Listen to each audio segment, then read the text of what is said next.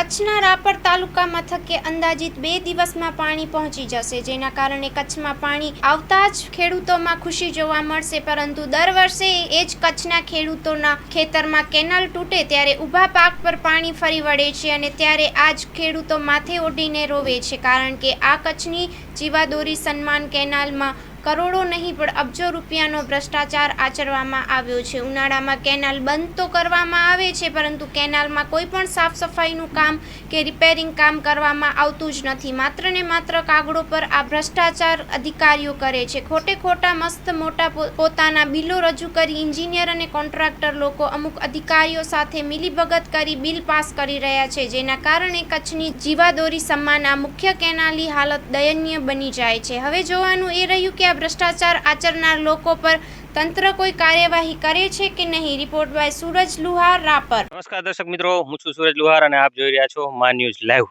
દર્શક મિત્રો, અમે આપને અત્યારે અહીં બતાવી રહ્યા છીએ કચ્છની મેઇન કેનાલના દ્રશ્યો, જ્યાં કને આપ જોઈ શકો છો હાલમાં કે અહીં કને કરોડોના નહીં પરંતુ અબજો રૂપિયાના કૌભાંડ થયા હોય તેવું અહીં અમને દેખાઈ રહ્યું છે. કેમેરામેનને રિક્વેસ્ટ કરીશ કે અહીંના દ્રશ્યો તમને બતાવે.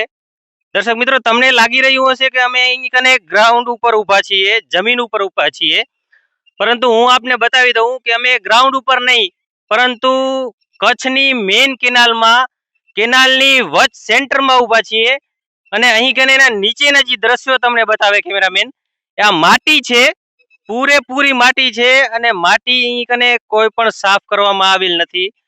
જગ્યા જગ્યા પર કેનાલમાં ગાબડા પડેલ છે, જગ્યા જગ્યા પર કેનાલ તૂટેલી હાલતમાં છે અને જ્યાં જુઓ ત્યાં કને માટી પથરાયેલ હાલતમાં કેનાલની કને જોવા મળી રહી છે. અહીંના તમામ દ્રશ્યો તમે જોઈ શકો છો કે તમને માટી અને માટી જ જોવા મળશે, બિલકુલ માટી ને માટી જ છે. આ વચ સેન્ટરના દ્રશ્યો છે, કેનાલની અંદરના દ્રશ્યો છે. દર્શક મિત્રો, આ જમીન પરના દ્રશ્યો નથી, આ કેનાલની વચ સેન્ટરના દ્રશ્યો છે. તેમાં તમે જોઈ શકો છો કે કેટલી હદ સુધી અહીં કને માટી છે. આપણી સાથે અહીં કને ગામના, બાજુના ગામના એક દર્શક મિત્ર જે છે, જાગૃત નાગરિક છે, એમને પણ પૂછશું આપણે કે આ અહીં કને માટી જે છે કેટલો સમયથી છે. મારું નામ દયારામ મહારાજ છે, હું મોમેમરાનો રહેવાસી છું.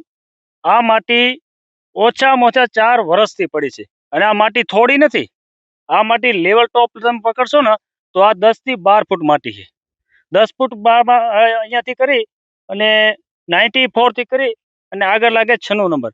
96 નંબર સુધી આવા માટીના ઢગલા પડ્યા છે. અત્યારના નહીં, આ 5 થી 6 વર્ષથી પડ્યા છે. હર સાલ અમારે વાત થાય ડિપાર્ટમેન્ટથી ત્યારે એ લોકો એમ કહે છે ટેન્ડર અપાઈ ગયું હોય, આ સાલ નીકળી જાય. ટેન્ડર અપાઈ ગયું હોય, આ સાલ નીકળી જાય, પણ કોઈ સાલ નીકળ્યું નથી. અમને તો એવું લાગે છે કે નીકળી જાય છે, ઓન પેપર નીકળી જ જાય છે. માટી રહેતી નહીં, માટી તો ઓન પેપર નીકળી જ જાય છે. આ એક દિવસનું નથી, આ 1 વર્ષનું નથી, આ 4 વર્ષથી અમે દેખીએ છીએ આ માટીના ઢગલા પડ્યા છે. આ એક જ જગ્યા પર છે, કેટલી જગ્યા ઉપર છે? આ જગ્યા છે પરફેક્ટ 95 નંબર છે. આ 95 નંબરના ઢગલા છે. આગળ 96 નંબરમાં ઢગલા પડ્યા છે. 94 થી આગળ પણ ઢગલા પડ્યા છે. એટલે આવા કેટલી જગ્યાએ ઢગલા હશે તમારા? આવા ઓછામાં ઓછા 1 2 3 4 5 6 થી 7 જગ્યાએ તો ધૂળના ઢગલા પડ્યા છે અને 4 થી 5 જગ્યાએ લાઇનિંગ તૂટી ગયેલ પડ્યો છે. એ અત્યારનું ને તૂટી ગયેલું, એ લાઇનિંગ આજ 3 વર્ષ પહેલા જયારે આપણે વાવાઝોડું આવ્યું હતું કચ્છની અંદર, એ ટાઈમમાં કામ ચાલુ હતું. વાવાઝોડું વરસાદની આગાહી લાગી એટલે કામ થયું બંધ, કામ બની ગયું, ઓકે થઈ ગયું અને કામના કારીગરો માણસો ભાગી ગયા અને હજી એમનું લાઇનિંગ ઉડી રહ્યું. હજી સુધી ક્યાંય લાઇનિંગ થયું નથી. હા, 2-3 ફેરા માટી કામ ઉપરથી કરીને ભાગી ગયા. હવે આમાં માટી કેવી નાખે, ઉપર ટ્રેક્ટર ડમ્પર રાખી અને માટી નાખીને ભાગી જાય અને જે તે વખતે મોટા અધિકારીઓ આવે ત્યારે કેનાલનું લેવલ ટોપ પકડાવી દે. એટલે મોટા અધિકારી નીકળે એને એમ થાય બસ બરોબર જ છે, પણ આ માટી દેખાય? આ તો પાણીની અંદર રહી જવાની છે. લેવલ ફૂલ પકડેલ હોય એટલે માટી દેખાય નહીં. આ માટી 1 વર્ષની નથી, આ માટી 4 થી 5 વર્ષની માટી છે. ક્યારે માટી ઉપડી નથી. 100% દર્શક મિત્રો, જેમ જાગૃત નાગરિક જણાવી રહ્યા છે એ મુજબ કે આ માટી જે છે 4 થી 5 વર્ષ પહેલાની માટી છે, જેના કારણે આટલો મોટો ઢગલો થઈ ગયો છે અને પ્રશાસન દ્વારા જે કામ કરાવવામાં આવી રહ્યું છે, કોન્ટ્રાક્ટર લોકો જે કામ કરી રહ્યા છે, તે જાગૃત નાગરિક એવી રીતે જણાવી રહ્યા છે કે આમાં જે કેનાલનું કામ કરવાનું આવે કેનાલનું કામ નથી થતું, પરંતુ એ લોકો માટી નાખીને જતા રહે છે, જેના કારણે ચોમાસાની અંદર કેનાલના પાણીની સાથે આ માટી પણ જે છે અંદર કેનાલની અંદર આવી જાય છે અને આ કેનાલની અંદર હાલ કચ્છ કેનાલની અંદર કરોડો રૂપિયાનો ભ્રષ્ટાચાર ચાલી રહ્યો છે. આપણે દર્શક મિત્રોએ જણાવ્યું હાલમાં કે આ માંજવાસની કેનાલ છે એ જગ્યા પર 5 થી 6 જગ્યા પર ઓછામાં ઓછા માટીના આવા ઢગલા છે. તો આ તો એક જ માંજવાસની વાત થઈ કે માંજવાસ ગામની અંદર જે છે લગભગ અંદાજિત 8 થી 10 કિલોમીટરનો એરિયા આવતો હશે મારા હિસાબે, વધુમાં વધુ.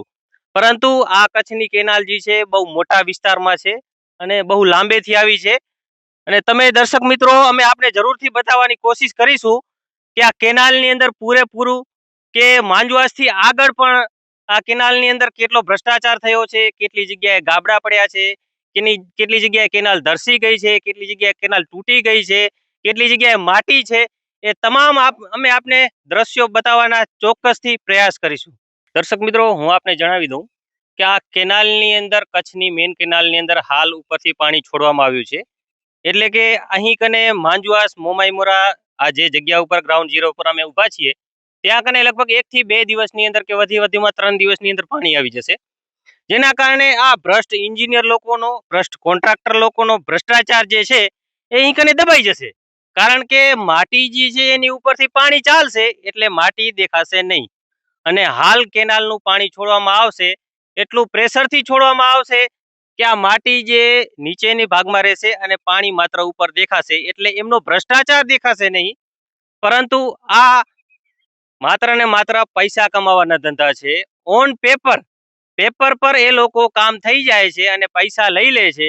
પરંતુ કેનાલ પર જે છે, ગ્રાઉન્ડ લેવલ પર છે, હકીકતની અંદર કોઈ પણ કામગીરી થતી હોય તેવું અમને અહીં કને કોઈ પણ દ્રશ્ય દેખાઈ રહ્યું નથી. જેના કારણે અમે તમને અહીં આગળના પણ દ્રશ્યો બતાવીશું દર્શક મિત્રો કે આગળ પણ કેનાલની હાલત શું છે.